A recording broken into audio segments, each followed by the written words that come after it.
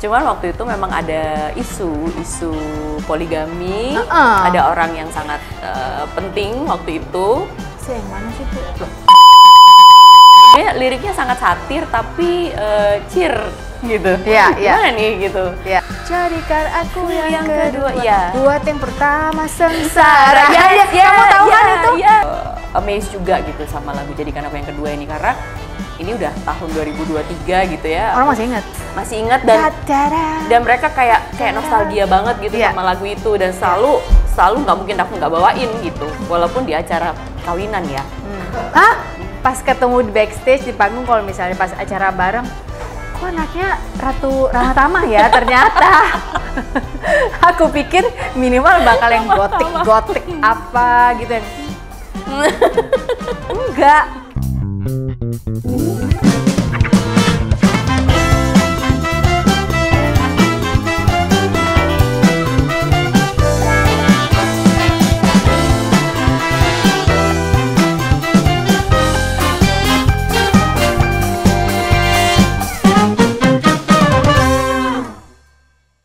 Lagunya Ade Govinda. Oh, itu lagunya Ade Govinda. Yes, 2010 kita belum pindah ya ke Bali. Ade Govinda masih main ke studio kita berarti. Ade Govinda baru meletek ya berarti. Meletek. Baru jadi pencipta lagu. Ya. Yang hebat sekali gitu loh. Nanti suruh ke sini ngobrol sini. Dek. Iya, suruh datang. Oh gitu. Sok banget. Sini deh, sini kita main layangan lagi. Oke, lagu itu kenapa dipilih waktu itu? Ada yang menawarkan kah atau Astrid yang merasa minta lagu? Jadi waktu itu Ade, kalau nggak salah sebenarnya lagu Tentang Rasa itu bukan lagu baru ya. Jadi lagu itu sudah dibawakan sama band namanya band Olive, itu bandnya Ade. Bandnya dia? Bandnya Ade. Nah waktu itu Ade langsung ke Pak Yan sih waktu itu ya. Pak Yan saya ada lagu nih gitu. Saya pengen remake deh lagu ini gitu. Terus kayaknya Pak Yan suka sama lagu ini gitu. Oh ya, siapa kira-kira yang bisa nyanyiin lagu ini ya gitu. Terus pasti akhirnya akulah gitu yang dipilih untuk nyanyiin lagu itu. Ya udah dari situ sebetulnya Tentang Rasa itu juga ada sedikit drama ya, maksudnya sebelum akhirnya rilis gitu. Karena lagu itu sudah lama banget sebetulnya. Maksudnya kira-kira setahun sebelumnya tuh udah jadi gitu ya, tapi nggak dirilis gitu. Karena gitu. Bagian di sini kita cut. Tunggu di episode berikutnya. Panjang nih nggak, Deng? Ya waktu itu banyak lah. Waktu itu kan kalau mau rilis, kalau sekarang kan kayaknya kalau mau rilis single tuh ya udah mau rilis aja gitu ya, mau sebulan sekali, sebulan 2 kali gitu terserah ya gitu. Kalau dulu tuh kayak banyak ini gitu. Oh lagu ini kayaknya agak berat ya gitu. Waktu itu ada Pak Toto ya, waktu itu agak kurang cocok sama lagu ini. Sedangkan Pak Yan, ini bagus banget lagunya gitu. Dan jangan terlalu lama gitu, karena ini lagu udah lama banget gitu. Kalau nggak dikeluarin, sayang banget gitu waktu itu. Tapi Pak Toto kayaknya kurang apa gitu. Terus waktu itu ini kalau bilangnya ke aku, ini belum ada kendaraannya gitu. Oh, gitu. Ngerti gak sih? Zaman dulu banget ya. Iya. Gitu. Jadi banyak berbagai alasan lah gitu. Jadi terus akhirnya diputuskan untuk ya sudah rilis aja, kita rilis. Jadi gitu. udah rekam, udah bungkus tapi disimpan. Betul. Oke. Lama. Ya udah begitu lagu itu rilis ternyata responnya bagus banget. Sampai Malaysia bahkan kayak gitu-gitu. Jadi ya lagu itu berjasa sih buat aku juga. Salah satu lagu yang berjasa untuk karirmu ya berarti betul. ya.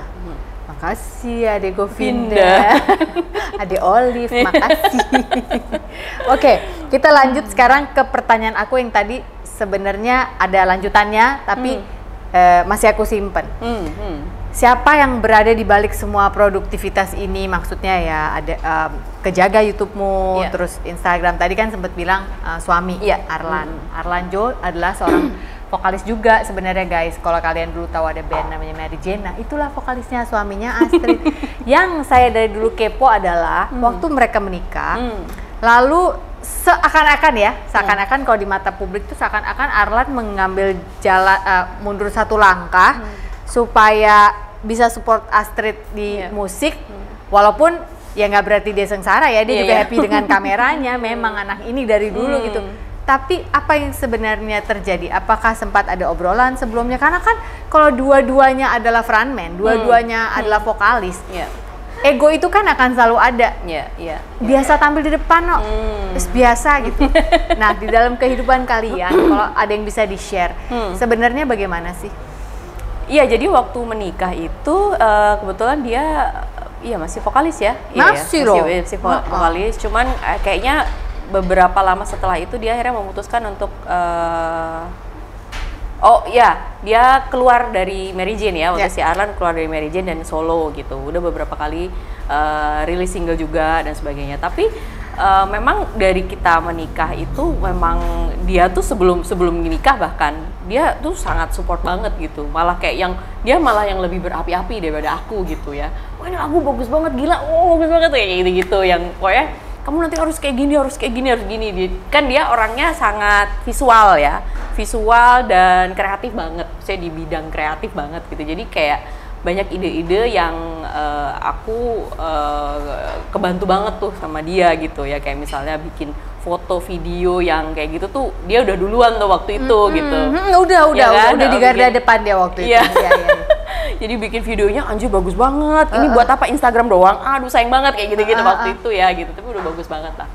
Nah, terus sebenarnya mungkin dari dia sendiri sih gitu yang kayaknya pada saat menjadi soloist juga akhirnya kayaknya memang aku lebih cocok di belakang layar sih gitu. Dia yang ngomong gitu? Ya, kayaknya dia memutuskan untuk seperti itu. Aku juga nggak pernah yang aku akan selalu support apa yang dia lakukan ya. Aku jadi malu gimana agak berkaca-kaca gitu ya.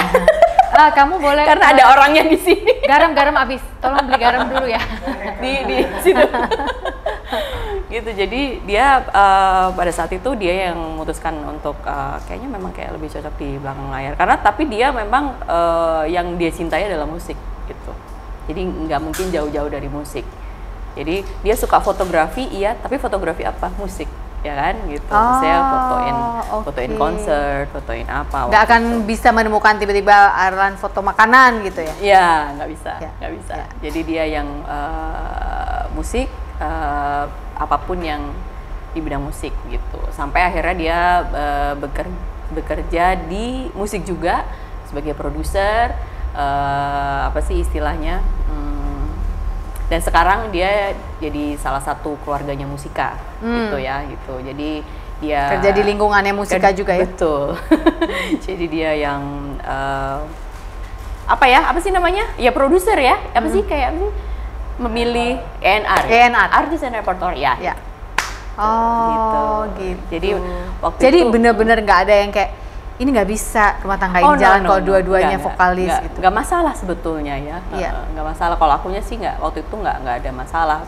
Walaupun kita sama-sama frontman apalah nggak masalah gitu. Cuman akhirnya dia memutuskan untuk kayaknya lebih baik aku di belakang layar. Oke. Dan ternyata malah suportif banget karena kita tahu ya teman-teman kalau rilis single apalagi album itu nggak cuma perkara himpun cari lagunya, himpun pemusiknya, arrangernya, yuk kapan rekamannya. Begitu udah jadi bungkus mixing mastering, fotonya, video klipnya, terus sejak muncul Instagram Real 10 detiknya itu campaign-nya gimana nih gitu campaign-nya, warnanya apa itu tuh banyak sekali padahal cuma hanya untuk satu lagu. Dan kamu merasa sangat dibantu oleh suamimu. Betul. Jadi kalau dulu kan waktu aku masih awal-awal di Sony itu kan ya udah ya ada TV masih bagus banget ya tentang buat musik gitu ya. Support banget dengan musik gitu. Jadi begitu kita ngeluarin single ataupun ya udah kita duduk manis gitu kan. Label kerja. Ya kan. Jadi aku masih mengalami lah itu gitu yang akunya duduk manis semuanya bekerja gitu. Semua seluruh Indonesia mendengarkan laguku gitu ya. Tahu video klipku gitu ya. MTV masih berjaya dan sebagainya gitu. Tapi kalau sekarang beda banget. Jadi akunya juga harus into it sama karya yang mau dibikin ini gitu kan. Jadi karya ini ya nggak cuma rilis gitu doang, tapi karya ini relate nggak sama orang gitu. Terus kita bikin apa ya supaya, karena kan sekarang sehari ada ratusan ribu orang yang rilis di Spotify gitu ya, istilahnya kayak gitu. terus apa yang membedakan dengan Kita, karyamu ya. gitu kan Ya. gitu. Jadi ya itulah. Nah itu kan kalau nggak ada orang kreatif kayaknya susah ya gitu. Iya. Maksudnya yang ide-ide yang nggak kepikiran gitu sama kita gitu. Ya dia sangat membantu di itu gitu. Dia melakukan itu untuk artis-artis yang di musika juga? Iya. Atau Ya sebetulnya kalau di musika mungkin dia kalau ada ide aja gitu, kayaknya lucu deh dibikin gini. Tapi sebenarnya itu bukan divisi dia sih sebetulnya. Itu ada lagi orang apa sosial media, Iya. orang marketing, Iya, beda-beda iya, ya. iya. Kalau dia hanya produknya aja gitu. Jadi artisnya, lagunya dan video klipnya gitu. Oh video klipnya bagusnya kayak gini, covernya begini, kayak gitu-gitu. Nah kalau di artis yang ini beda. spesial? Mau jam 2 pagi dibangunin juga dia akan buatin sebuah bentuk visual grafis apa yang Ibu Astrid mau begitu. Betul. Ya? Jadi kalau dia bilang sama Ibu Acin, mohon maaf Bu Acin, dia bilang ini artis utama saya. Ini jangan-jangan sebenarnya dia adalah fans yang menikah. Kamu sebagai istrinya. Coba ditanya deh. Kamu sebenarnya fans istrimu aslinya? Fans gak sih lo sebenarnya sama istri lo? Gak apa-apa kalau enggak merasa di juga pressure, nggak apa-apa. enggak juga gak apa-apa. Ya jadi iya ngefans banget. Oh. Jadi kayaknya paling tahu dia tuh seharusnya seperti apa tuh. Lo? Aku paling tahu. Iya benar, aku setuju kalau ada suami yang ngomong gitu. Ini talk show nggak bisa jalan kalau bukan suami saya yang di belakang situ. Gak bisa. Karena satu, nggak cuma restu, tapi juga dia ngerti. Kamu maunya gini kan? Iya, kamu maunya gini Nggak usah kan? ngucap, udah tahu ya. Tapi emang butuh waktu bertahun-tahun memang untuk sebuah perkawinan sampai ke sana. Dulu tuh sampai stres pengen punya acara, kenapa nggak ada ngerti sih gimana. Sampai manajer gue sendiri juga kadang-kadang gue kayak, lo masih nggak ngerti juga, ini maunya begini. Berarti secara karir kamu merasa sangat dimengerti dong oleh suamimu? Sepertinya gitu ya. Karena dia kayak Itu anugerah loh, kan, Bu. iya, banget. Makanya kadang nggak kepikiran dia malah dibikin gini aja, gitu. Kayak keren deh, gini gitu. Terus jadi dia tahu kalau misalnya kadang aku kan orangnya tuh susah berkomunikasi dengan baik sebetulnya ya. Kalau gini aja tahu yang diomongin gitu. Cuman kadang-kadang tuh suka bahasanya gimana ya? Misalnya kayak aku ngomongin musik. Aku pengen musiknya kayak gini gitu, cuman kadang susah gitu bahasanya. Nah itu yang dia yang suka menerjemahkan ke arranger kayak gitu-gitu. Translator. Iya. Bahasa Astrid. Jadi saya tuh maunya kayak gini maksudnya gitu. Jadi ya akhirnya jadi gitu. Penyulih bahasa juga ya dia ternyata ya diam-diam ya. Luar biasa. Oke, speaking about, mumpung karena tadi udah nanya soal Arlan, hari ini kan kamu juga datang sama Alex, yang adalah putra kalian yang luar biasa ganteng, packaging bapaknya banget, tapi begitu ini ibunya banget ya, matanya tuh ibunya banget. Umur 10 ya dia sekarang ya? 10 tahun. Oke. Aku mau nanya sesuatu yang agak sensitif, tapi aku berani bertanya karena kamu sudah publish di sosmedmu. Dan itu baru terjadi di bulan Maret kemarin ya, berarti masih baru-baru ini. Aku juga kaget sih pada saat kemarin malam, oke, kita kepoin lagi, jangan sampai ada yang miss gitu. Kok ada gambar test pack ini gitu, dan Astrid waktu itu bercerita bahwa dia ngerasa tubuhnya ada yang berubah, terus akhirnya udahlah curiga, cek aja gitu. Dan ternyata ada positif ya. Lalu apa yang terjadi setelah itu? Iya, jadi waktu itu aku kan kalau perempuan menstruasinya tuh tepat waktu. Aku termasuk yang tepat waktu gitu. Jadi pada saat agak terlambat datang bulan itu, kok ada apa nih gitu, kok tumben gitu. Oh mungkin telat-telat dikit kali capek. Gitu. Atau capek atau apalah gitu. Terus ternyata begitu seminggu kok nggak datang juga ya bulan ini gitu. Terus begitu tes, benar positif. Karena memang sebetulnya kan aku melahirkan Alex itu 10 tahun yang lalu ya gitu. Jadi kita memang tidak pakai apa sih namanya? Alat kontrasepsi. Apa sih? Iya betul. Ya itu betul. Ya.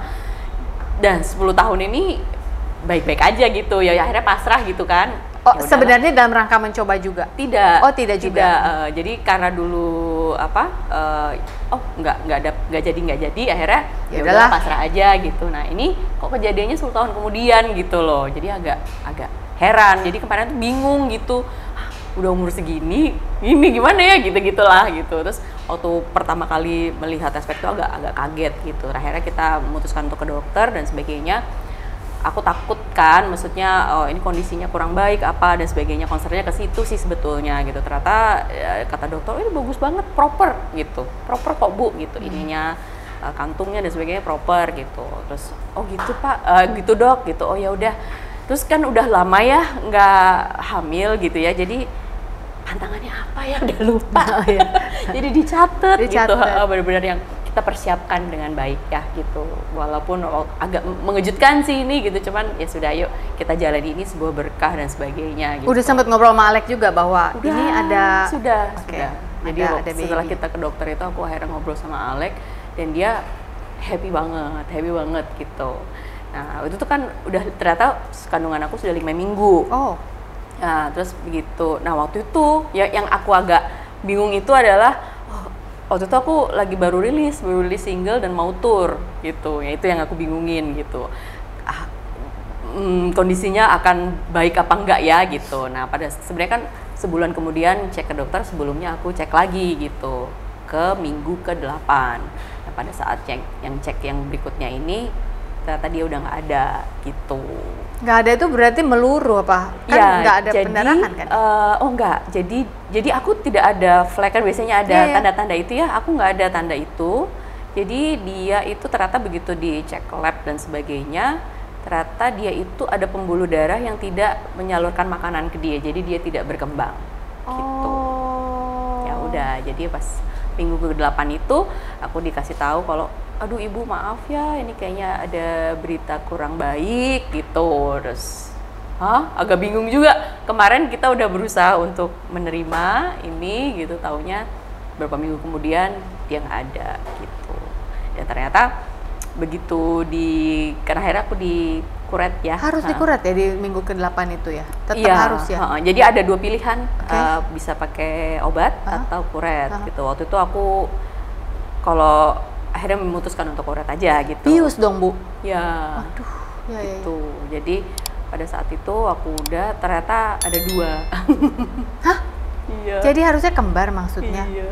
Oh, I'm so sorry. Apa? It's okay. Udah. Insya Allah udah ikhlas ya. Oke. Dan menerangkan ke Alek gimana? Nah, waktu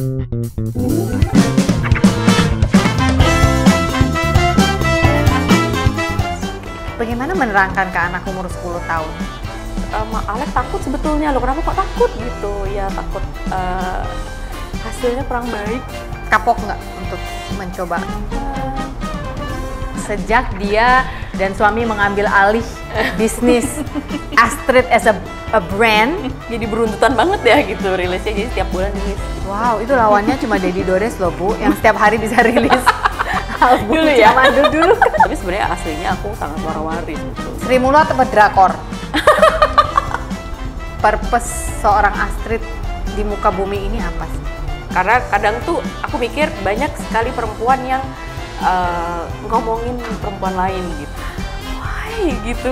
Itu masa sih kamu Tega. harus tega ngomongin sesama kamu gitu.